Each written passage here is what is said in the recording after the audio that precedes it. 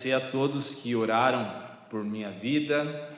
Estive com dengue, eu estou saindo da dengue, mas graças a Deus que Deus deu a bênção de melhorar e estamos aí de volta para juntos trabalharmos para o Senhor. Vamos abrir a palavra do Senhor em Mateus, Evangelho de Mateus, capítulo 19.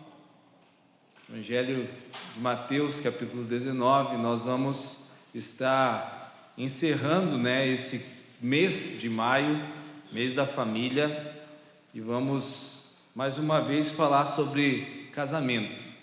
Eu lembro quando eu fiz o trabalho sobre esse texto de Mateus 19, meu professor de exegese disse que eu era muito corajoso de pegar esse tipo de passagem. Eu fiquei de recuperação mesmo, mas eu consegui no mesmo semestre recuperar a nota, então vai dar certo. Mateus capítulo 19,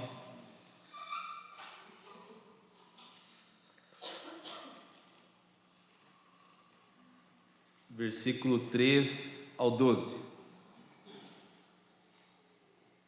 Vieram a ele alguns fariseus e o experimentavam, perguntando: é lícito ao marido repudiar a sua mulher por qualquer motivo? Então respondeu ele: não tendes lido que o Criador desde o princípio os fez homem e mulher, e que disse: por esta causa deixará o homem pai e mãe e se unirá à sua mulher, tornando-se os dois uma só carne? De modo que já não são mais dois, porém uma só carne. Portanto, o que Deus ajuntou, não o separe o homem. Replicaram-lhe: por que mandou então Moisés dar carta de divórcio e repudiar? Respondeu-lhes Jesus: por causa da dureza do vosso coração é que Moisés vos permitiu repudiar vossa mulher. Entretanto, não foi assim desde o princípio. Eu, porém, vos digo: quem repudiar sua mulher, não sendo por causa de relações sexuais ilícitas, e casar com outra, comete adultério, e o que casar com a repudiada, comete adultério. Disseram-lhe os discípulos: se essa é a condição do homem relativamente à sua mulher, não convém casar.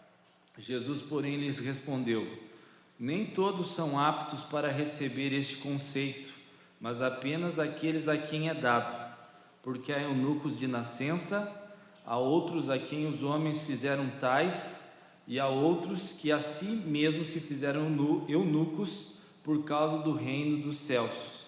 Quem é apto para o admitir, admita. Oremos, irmãos, por esta palavra. Nosso Deus, louvamos o Teu nome por podermos ter esse momento para que a Tua palavra esteja estabelecendo raízes em nossa alma, para que nós possamos, ó Deus, ser advertidos sobre a maneira como devemos lidar com o casamento e com situações nos quais esses casamentos podem se romper.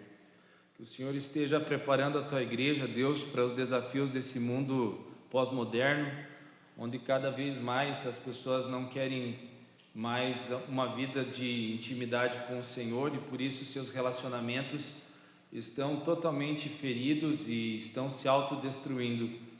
Tem sido comum, ó Deus, vermos muitas pessoas perdendo de vista as bênçãos que o Senhor projetou para a vida familiar, e muitas vezes isso tem afetado até mesmo a igreja. Pedimos que o Senhor nos oriente para que nós possamos ter uma palavra sábia nesse sentido, e assim termos as condições do Espírito Santo para fazermos um apoio para tantas pessoas que precisam de auxílio nessa área do casamento, e que nós, ó Deus, não venhamos a ser pegos despreparados nesse assunto, para não virmos cair em tentação. Livra-nos do mal, em nome de Jesus, amém. Meus amados irmãos, o casamento, como você bem sabe, na nossa sociedade ele não é muito bem quisto. Ele está no meio de várias piadas que diminuem a sua importância. No período pandêmico, nós chegamos a um dado alarmante no Brasil.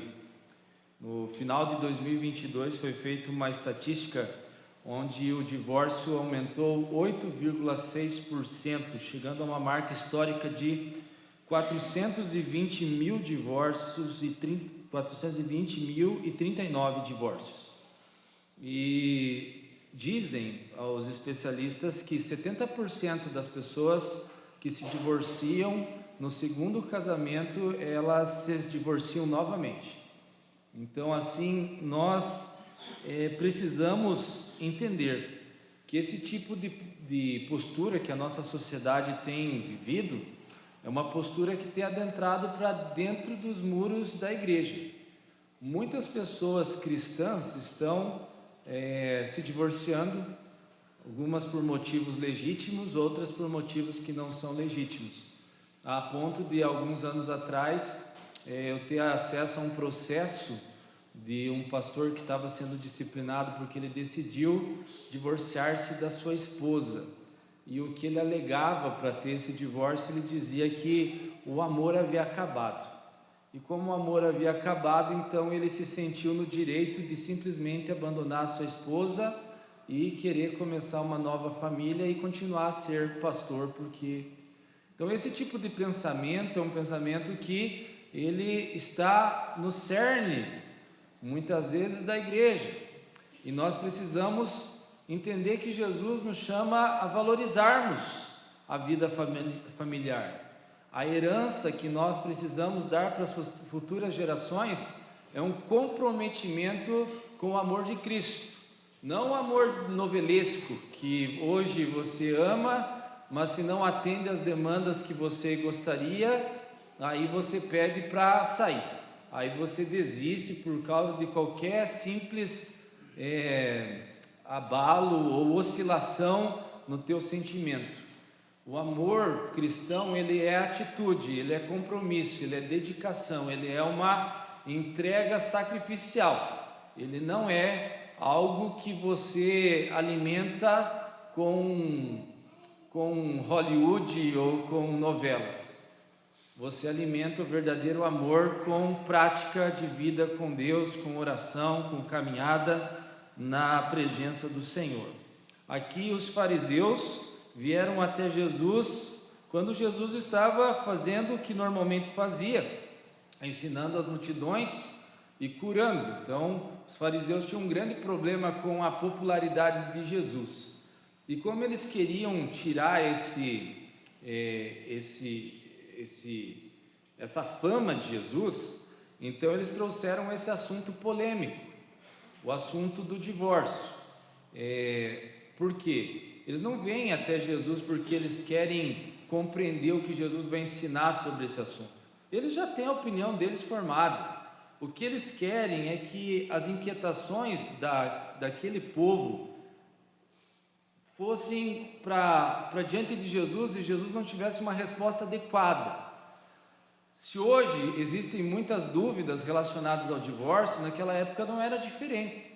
As pessoas também se questionavam por que Moisés deixou essa carta de divórcio. Então, no versículo 3, eles o experimentaram. É lícito ao marido repudiar a sua mulher por qualquer motivo? Então, essa pergunta tinha um fundo teológico, uma disputa teológica que havia naquela situação, que gerava divisões com relação ao assunto do divórcio. Se você abrir comigo aqui em Deuteronômio 24, versículo 1 a 4, você vai ver no que eles estavam buscando, essa polêmica. Se um homem tomar uma mulher e se casar com ela, e se ela não for agradável aos seus olhos, por ter ele achado coisa indecente nela, e se ele lhe lavrar um termo de divórcio e lhe der na mão, e a despedir de casa, e se ela saindo de sua casa for se casar com outro homem, e se este a aborrecer e lhe lavrar termo de divórcio e lhe der na mão, e a despedir da sua casa, ou se este último homem que a tomou para si por mulher vier a morrer, então seu primeiro marido que a despediu não poderá tornar a desposá-la para que seja sua mulher, depois que foi contaminada, pois é abominação perante o Senhor. Assim, não farás pecar a terra que o Senhor teu Deus te dá por herança. Então o texto ele estava tratando aqui que pessoas que se divorciaram, elas não poderiam, após um segundo divórcio, casarem-se novamente com a pessoa do primeiro casamento, não poderiam retornar ao primeiro casamento. Mas a questão não era em si, a disputa não se tratava tanto do mérito ali de voltar ao primeiro casamento ou não. A questão que eles levantam é: o homem pode se divorciar da sua esposa por qualquer motivo? Porque ali no versículo 24, quando ele fala assim, ali no capítulo 24, versículo 1, quando ele fala, por ter ele achado coisa indecente nela. Então, alguns entendiam esse indecente qualquer motivo. Existia uma escola rabínica que defendia, ela era mais liberal e ela entendia assim, que qualquer questão que uma mulher desagradasse seu marido já era motivo para separar-se dela. Era sempre mais voltado para o marido, né? O marido tinha mais direitos, né, nessas visões humanas do mundo. E ele começava desde uma questão de um arroz queimado, alguma comida, alguma coisa que a mulher não fez direito, eles diziam assim: não, isso aí é motivo mais do que suficiente. A escola rabínica mais conservadora, ela dizia: não, coisa indecente tem a ver com relações impuras, com adultério, tem a ver com algo dentro do adultério mas os mais liberais rebatiam dizendo assim que Levíticos 20, versículo 10, já havia sido promulgada a lei de que aquele que fosse pego em adultério seria morto apedrejado. Então eles defendiam dizendo assim que não, que qualquer motivo que o homem achasse que a mulher não agradou ele do jeito que ele gostaria, então ele estava liberado para iniciar um novo casamento. Então isso chamava muito atenção, tanto é que vocês vão dizer assim, vocês vão ver que depois das instruções de Jesus, qual que foi a resposta dos discípulos quando eles ouviram o que Jesus tinha dito, que o divórcio só poderia ser concedido por causa de relações sexuais ilícitas? Eles disseram assim: se é desse jeito, então é melhor não casar. Se eu não posso me separar por qualquer motivo, então se você acha que hoje existem problemas dentro dos matrimônios, você não imagina que lá também havia esse tipo de questão.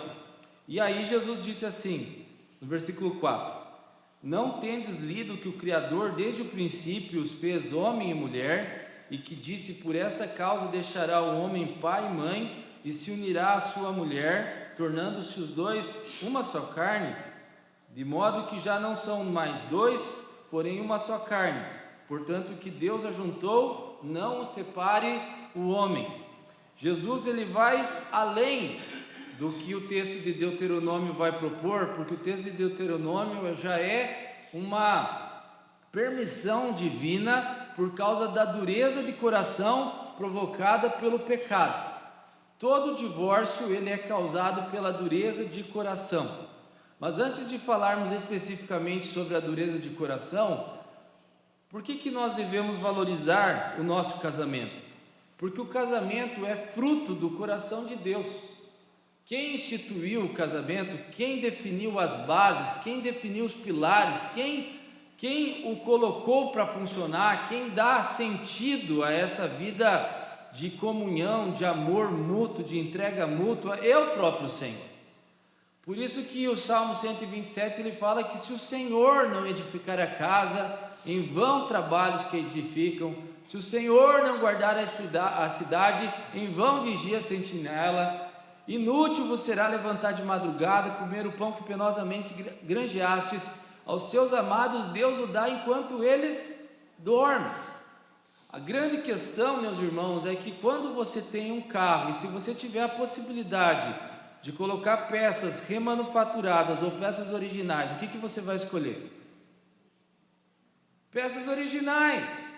Ou seja, casamento só se realinha, casamento só se reajusta se você voltar para o plano original. Se você não voltar-se para o Criador e não entender que é o Criador que dá essa base de sustentação para cimentar uma união de dois indivíduos tão diferentes, e é só o Cristo que deu a vida pela sua noiva igreja, que pode pagar pelos teus pecados e fazer com que você e sua esposa, você e seu esposo, se voltem do seu egoísmo, do seu orgulho, daquilo que teus olhos buscam para você mesmo. Não vai ter outro caminho. O caminho para que o casamento ele seja novamente retomado e ele funcione como deve ser, é o caminho original. O caminho onde Deus disse: deixa o homem, o pai e a mãe.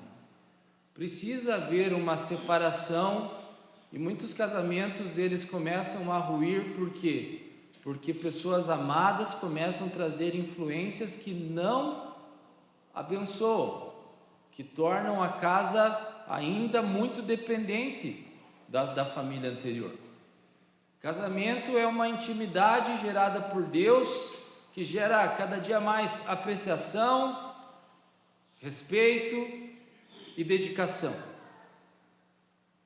Não uma intimidade na qual cada um se torna mais mal educado, empurra, fala mal, tem maus hábitos um para com o outro. Casamento é uma intimidade formada nesse selo da intimidade do leito, onde os dois se unem e fazem uma só carne. Então assim, não é qualquer motivo que a pessoa chega dizendo assim: não fez a batata frita que eu gostava, como minha mãe fazia, então já é motivo para acabar. Não, eu não aceito tua posição sobre essa questão aí política, então já é motivo para separar. Hoje cada vez mais você tem visto motivos banais em que as pessoas elas estão dizendo assim: vamos acabar com tudo, não dá para continuar. Você não faz isso, você não faz aquilo, já é motivo para terminar. Então nós precisamos entender assim: um cordão de 3 dobras, ele não se pode quebrar. Se você não tiver firmado no Santo Deus para fortalecer a tua união com a tua esposa, você vai ser egoísta a ponto de qualquer mesquinharia ser motivo para te afastar do casamento, certo? Deus é o que dá base para o casamento, e o grande problema dos casamentos está no distanciamento de Deus. Não tem vida devocional, não tem oração. Não, quando namoram, a única coisa que as pessoas, ao invés de se conhecerem espiritualmente, depois conhecerem intelectualmente, conhecer emocionalmente, as pessoas querem conhecer, fazer test drive, começar pelo físico, e vão quebrando as barreiras do respeito e vão vivendo uma vida sem o temor de Deus. E é por isso que quando chega na hora dos desafios, das diferenças de opinião, aí não consegue superar, não consegue se humilhar, não consegue buscar em Deus a mudança que precisa. Então valorize teu casamento, porque teu casamento foi construído no coração de Deus, mas às vezes você levou esse casamento que era para ser do coração de Deus na porta do inferno. Aí se você leva teu casamento na porta do inferno, na porta do mundo, não pense que você vai ter facilidade de viver uma vida, um casamento valorizado. Teu casamento, você está jogando ele pela janela. Então não faça isso, não façamos isso. Então no versículo 7, replicaram-lhe: por que mandou então Moisés dar carta de divórcio e repudiar? Respondeu-lhe Jesus: por causa da dureza do vosso coração é que Moisés vos permitiu repudiar vossa mulher. Entretanto, não foi assim desde o princípio. Eu, porém, vos digo: quem repudiar sua mulher, não sendo por causa de relações sexuais ilícitas, e casar com outra, comete adultério, e o que casar com a repudiada comete adultério. Então, o segundo motivo, meus irmãos, por que nós devemos valorizar o nosso casamento, é porque ele mostra a sensibilidade dos nossos corações. Os nossos relacionamentos, eles mostram como está a nossa dinâmica na relação com Deus. Não existe como você amar a quem você vê, se você não ama a Deus a quem você não vê. Então, por isso que se a tua vida não estiver convertida nessa relação cruciforme de amor, na qual você recebe o amor do alto e recebe a capacidade de amar por meio de Deus, você não vai conseguir conviver com as pessoas que estão do teu lado, especialmente a pessoa que está mais perto de você, que é o teu esposo, que é a tua esposa. Por que dá tanta confusão entre marido e mulher aí? Por causa dessa intimidade. A intimidade deveria gerar respeito, admiração, deveria gerar alegria e tantas outras coisas boas, mas a intimidade sem Jesus, ela torna tudo um veneno, porque você conhece teu cônjuge como ninguém mais. Tua esposa conhece você melhor do que qualquer um, e teu esposo conhece você melhor do que qualquer um, e aí começa a ver só os defeitos, só os males, só as coisas ruins, e isso vai se propagando, vai crescendo, vai ficando cada vez pior, porque a dureza do coração, ela nunca diminui, ela só aumenta quando você se afasta de Deus. E olhe como que a dureza do coração ela age, porque os inquiridores de Jesus, eles vieram falar assim: por que então que Moisés mandou dar carta de divórcio? Aí Jesus fala: Moisés permitiu. Permitir é diferente de mandar. Ninguém é obrigado a dar carta de divórcio. Ninguém foi mandado a fazer isso. Moisés permitiu, porque o pecado trouxe para dentro da realidade do ser humano a dureza do coração. O que é a dureza do coração? A dureza do coração é esse coração perverso de incredulidade, um coração dominado pelo pecado que te afasta de Deus. E quanto mais você se afasta de Deus por essa incredulidade, mais você deixa parasitas entrarem dentro de solo sagrado. Existem muitos parasitas que vêm através dos meios de comunicação, e os olhos são a janela da nossa alma.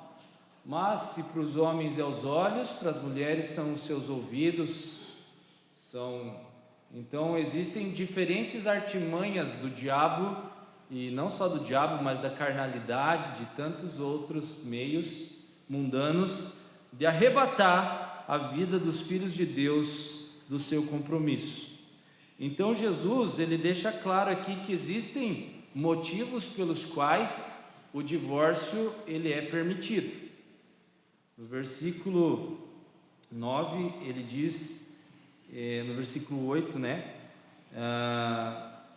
9: eu, porém, vos digo, quem repudiar sua mulher, não sendo por causa de relações sexuais ilícitas. A expressão relações sexuais ilícitas no original é porneia. Porneia não significa apenas adultério físico. Porneia significa todo tipo de relacionamento que desrespeite sexualmente o seu cônjuge. Qualquer tipo de estímulo ou apreciação, ou defraudação sensual. Se, por exemplo, alguém é viciado em pornografia, isso é porneia. Isso é, e o que dá base é que esse texto, ele daria a base para que esse tipo de atitude permitisse o divórcio, certo? Então, o divórcio, ele não é algo que é ordenado, mas ele é permitido, e nesses casos de relações sexuais ilícitas, ele pode ser feito, assim como um outro motivo que está aqui, que Paulo ensinou em 1 Coríntios 7,15.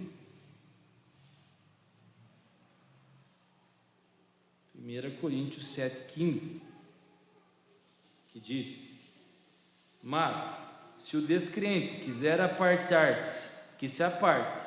Em tais casos não fica sujeito à servidão nem o irmão, nem a irmã. Deus os tem chamado à paz. Quando pessoas incrédulas, ou mesmo que se dizem crentes, mas abandonam seus cônjuges, são violentos, são pessoas que maltratam seu cônjuge, ameaçam fisicamente a integridade de seu esposo, de sua esposa, uma pessoa que não está presente na intimidade, bloqueia as relações íntimas de propósito como um meio de vingança e mantém-se assim sem se arrepender, pode também incorrer nesse tipo de pecado que gera a dissolução do casamento. Então, Jesus disse que essas coisas elas acontecem, que casamentos eles podem ser dissolvidos por causa da dureza do coração. E a dureza do coração pode acontecer mais fácil do que você imagina. Você se afasta de Deus e isso vai prejudicar a sua casa, prejudicar a sua família, os seus filhos, e vai prejudicar o seu casamento.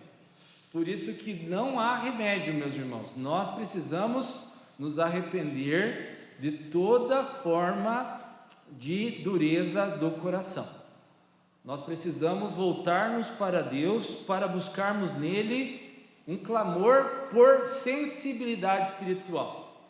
Quando vocês estão tendo dificuldades nos relacionamentos de vocês, especialmente no casamento, vocês estão vivendo o lado amargo de uma vida longe de Deus. O casamento vai mostrar com clareza que a falta de comunicação entre o casal, a falta de vida de oração entre o casal, ela fala da falta de intimidade com Deus. E a falta de intimidade com Deus, ela tem que ser sarada com arrependimento. Então precisamos buscar juntos, meus irmãos, essa vida com Deus, porque senão nós vamos ser arrebatados pelo enganoso veneno do pecado. O veneno do pecado vai tirar de você o valor que deve ser dado para o casamento. Então, valorize teu casamento, porque ele nasceu no coração de Deus. Segundo, valorize o teu casamento, porque ele é o atestado da sensibilidade do teu coração. Se o teu casamento ele está em zona de perigo, muito provavelmente é porque você está deixando parasitas entrarem e você não está indo na torre de vigília, você não está fechando as brechas. E quando você não fecha as brechas, o pecado que está em nós, ele faz um estrago terrível. Então Jesus é aquele que pode sarar essas mazelas no coração. E no versículo 11, 12, no versículo 10, eles dizem para Jesus: se essa é a condição do homem relativamente à sua mulher, não convém casar. Jesus, porém, lhes respondeu: nem todos são aptos para receber este conceito, mas apenas aqueles a quem é dado, porque há eunucos de nascença, há outros a quem os homens fizeram tais, e há outros que a si mesmos se fizeram eunucos por causa do reino dos céus. Quem é apto para o admitir, admite. Só queria falar uma outra coisa com relação a, muitas vezes, uma irmã, ela, com a questão ali do ponto anterior, muitas vezes as irmãs, elas vão na presença de conselhos, que são normalmente feitos por homens, e o marido, às vezes, ele comete um adultério, por exemplo, e os irmãos, na ânsia, querem obrigar a irmã a permanecer naquele relacionamento. A Bíblia fala que nós devemos perdoar. Se aquele marido fizer 70 vezes adultério, ela deve recebê-lo como irmão 70 vezes. Mas isso não quer dizer que ela tem que recebê-lo como esposo.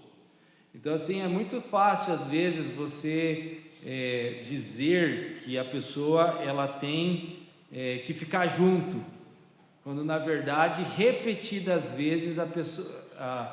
porque você é o homem, você quer que a mulher fique junto.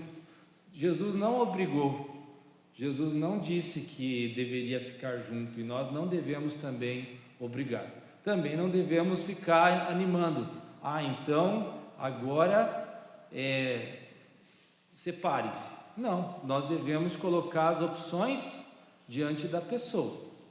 E quando ele fala aqui no texto, ele fala assim: e o que casar com a repudiada comete adultério, é que o fato é que, se não for aquelas duas cláusulas de exceções, que é adultério ou deserção obstinada, não é permitido segundo casamento.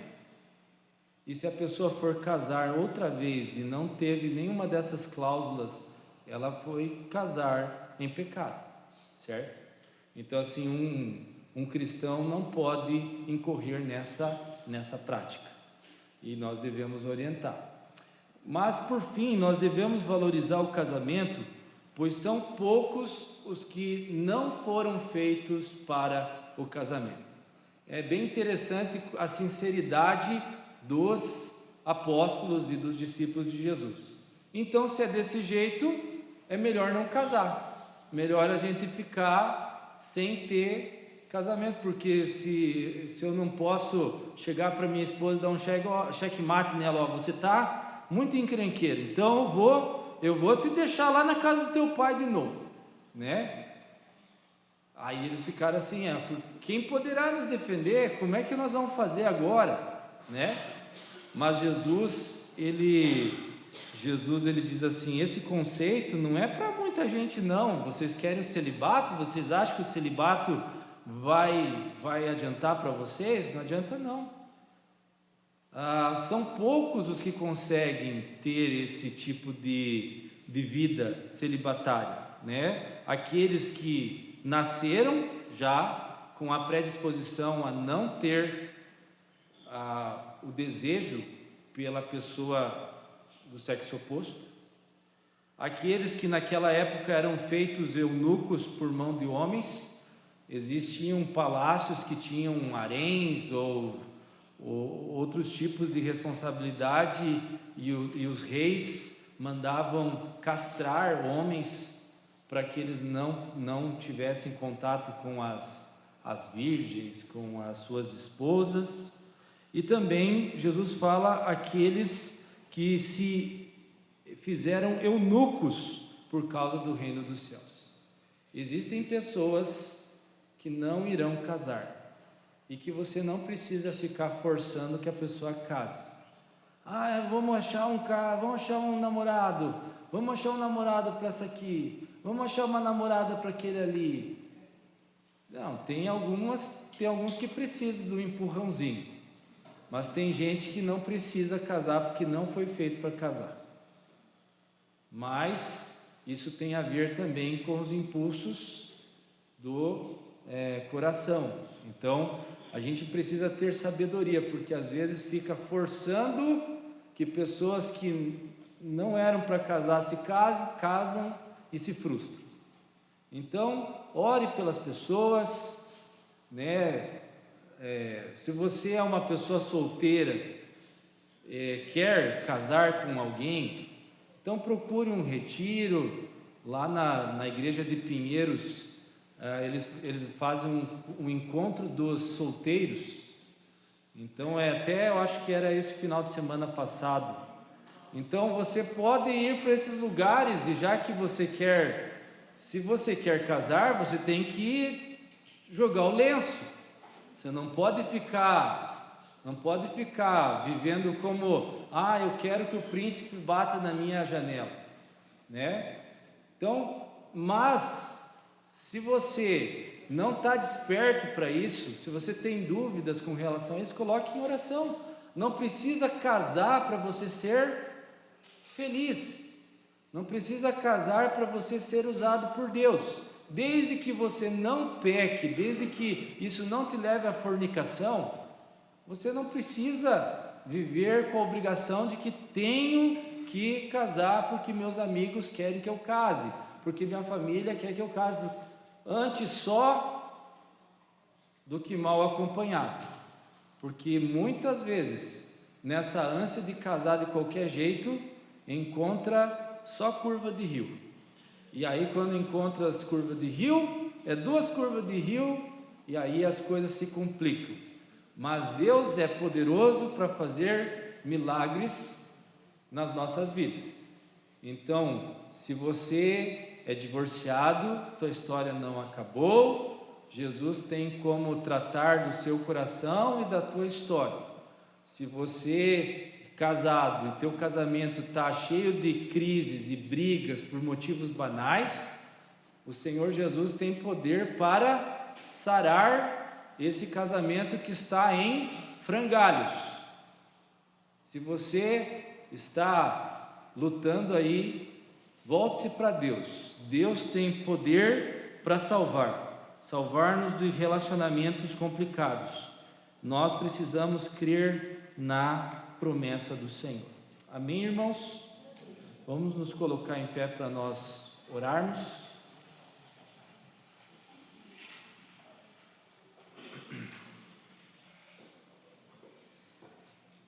Amado Deus, nós agradecemos ao Senhor, porque podemos encontrar na Tua Palavra sabedoria, para que nós possamos ter uma vida no caminho do Senhor. Fortalece-nos, ó Deus, na Tua Palavra e na intimidade contigo, para podermos conviver nas nossas casas, no casamento, ó Deus. O Senhor sabe que nós somos orgulhosos, egoístas, e que nós, pela nossa própria capacidade, estaremos seguindo o caminho do mundo, que é simplesmente, por qualquer motivo, abandonar as pessoas que estão ao nosso lado. Que nós, ó Deus, possamos ser consagrados ao Senhor, que possamos, ó Deus, batalhar em oração com nossas famílias, nos arrependermos dos erros, das buscas erradas, e nos darmos, ó Deus, a Ti por todo, para que nós possamos assim levar mudança de vida. Não deixa-nos, ó Deus, enveredarmos-nos pelo engano do pecado, porque é nele que nós ficamos embrutecidos, e é por causa dele que coisas terríveis acontecem nas nossas casas. Que o Senhor esteja nos dando, ó Pai, sensibilidade espiritual, esteja nos humilhando na presença do Senhor, ó Deus. Lava nossas mãos, ó Deus, lava os nossos corações e purifica nossos olhos, Senhor, para que nós possamos brilhar, a luz de Jesus, para que a luz de Jesus seja o que ilumine nossos olhos, como nós vimos no início do culto. Em nome de Jesus, amém. Que a graça do Senhor Jesus, o amor de Deus o Pai, o consolo, a comunhão e a direção do Espírito Santo seja sobre todos vós. Amém, amém, amém. Amém, irmãos? Pode ser.